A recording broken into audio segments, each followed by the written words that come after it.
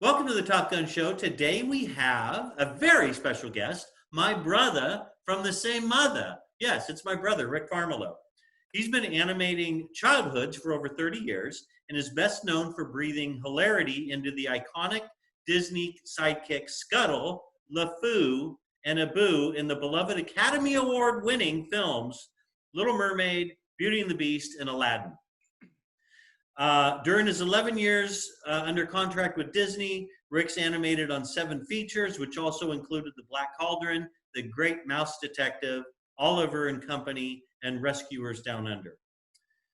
Beyond his body of work for Disney, Rick's feature films include credits for The Swan Princess, The Prince of Egypt, The Road to El Dorado, Shrek, Rugrats Go Wild, Curious George, The Simpsons movie, The Box Trolls, The Iron Giant Signature Edition, and 4 Tom and Jerry direct-to-DVD films. In 2011, Rick was animator on 2 Annie Award-winning productions, Adam and Dog, which also received an Oscar nomination, and Kung Fu Panda, Secrets of the Masters. Rick recently completed a facial animation for an upcoming feature on Netflix called Wendell and Wild, and he's currently working as an animator on Disney's DuckTales. Rick, welcome to the show. Thank you, Steve. That was a mouthful. Yeah, I mean, it's a lot of. That's like the Gettysburg Address. I gotta give you more respect. Now you decide to do that. Okay. Yeah, really, it's about time. So, what prompted you to become an animator and reach out to Disney and become an animator at Disney? Well, I just, I think, as you remember, since I was really little, I just loved to draw. I just loved to draw cartoons, and that's what entertained me. But when I saw Pinocchio at the movie theater when I was, 6 or 7 or 8 years old, I just fell in love with it and just decided, I don't know what that is, but I want to do that.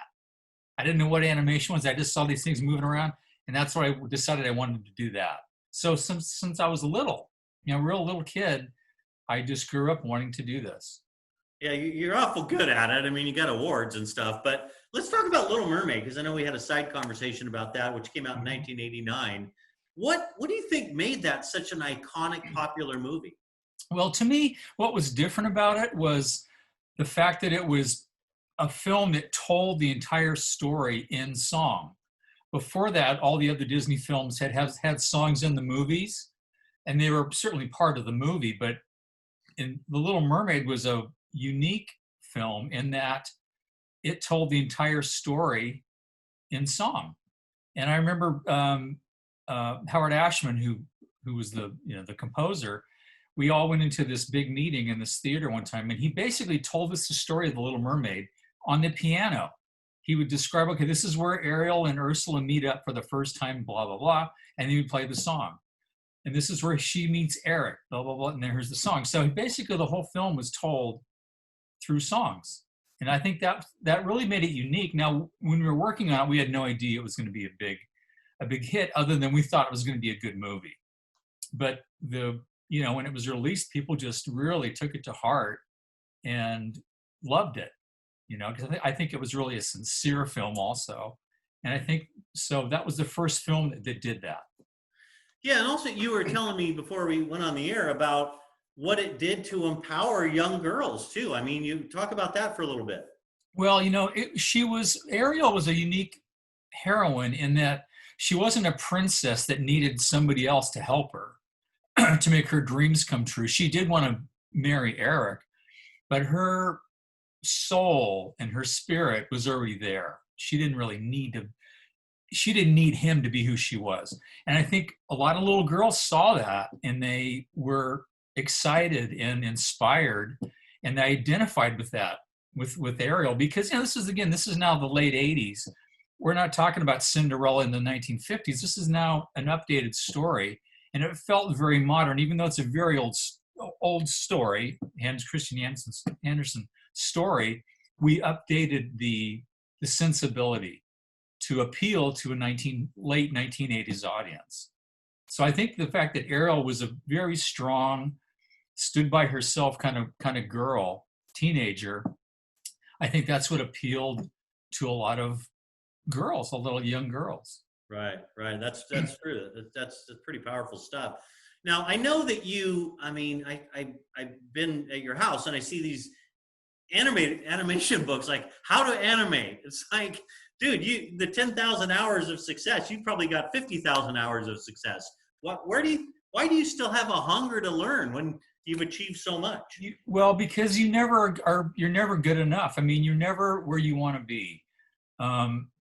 Whatever success I've had or however good I am, I'm grateful for that, but I want to be better. And I think if any artist, I think a musician, sculptor, painter wants to keep doing his best stuff, he thinks his best stuff is ahead of him.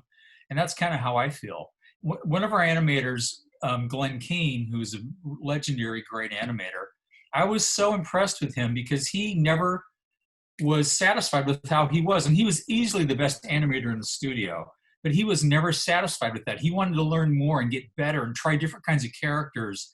And you could say you go in his room and he's got all this reference because he wanted to be better and better and better. And I thought, man, as good as he is, he's not satisfied. He's not going to just lay back and coast. He wants to be better than he is. And he continued throughout his career to get better and better and better. So I think as an artist, if you are serious about it, you're going to want to take that path and never be satisfied with where you are right now. You want to learn more. And it's exciting. It's entertaining for you to learn more and be able to have your skills keep going up, you know? Right, right. So you're kind of the Michael Jordan of animators. I mean, that's pretty cool. No, I'm not. He was. Well, Glenn is. And okay. It's like Michael Jordan elevated the people he played with. Yeah. Because they had to get better to play with him. Well, that's how I think a lot of us animators were at Disney. The fact that Glenn was so good. And plus we had like the 9 old men who were the legendary animators before us. We wanted to get to be as good as they were. They were our inspiration. We wanted to rise to that level if we could. Yeah, that's great, man.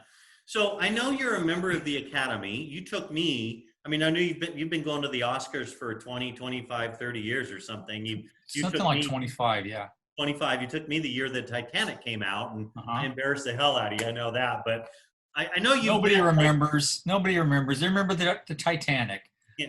You're a footnote. I know that you've met like everybody in Hollywood, but who's the most influential person you've met and why? I have met a lot of people.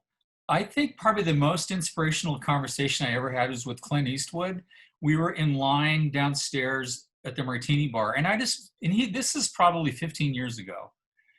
And I said, man, I got to tell you something. I said, I am so inspired by you because you're an older guy and you're still making great movies. And I said, to someone like me who was, I think at the time I was close to 50, I said, or maybe just about 50. I said, to someone like me who's this age, you make it possible for us to keep thinking we can do better stuff no matter how old we are. We can keep growing and making great contributions and doing great art.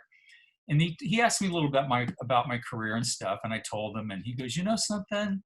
He goes, here's what I think is going to happen. He says, years from now, I'm going to be sitting on my porch in a rocking chair watching the Oscars, and I'm going to see you go up and get an award.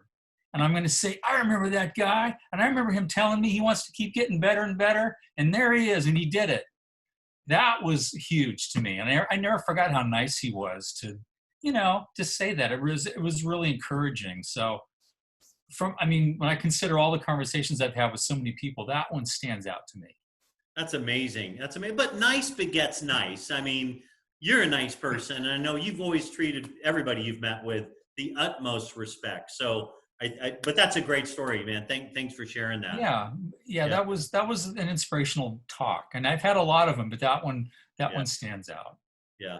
Well, I know that you go around the country and you do, animation shows, Comic-Cons, and you sign autographs. And I know that you do commission pieces and things like that. So if anybody's watching and wants to get a hold of you, they have to come through me because I'm going to get a percentage. You should take a cut, of course, at 10%, like always. Yeah. But Rick, thanks for being on the show, man. It's been a pleasure.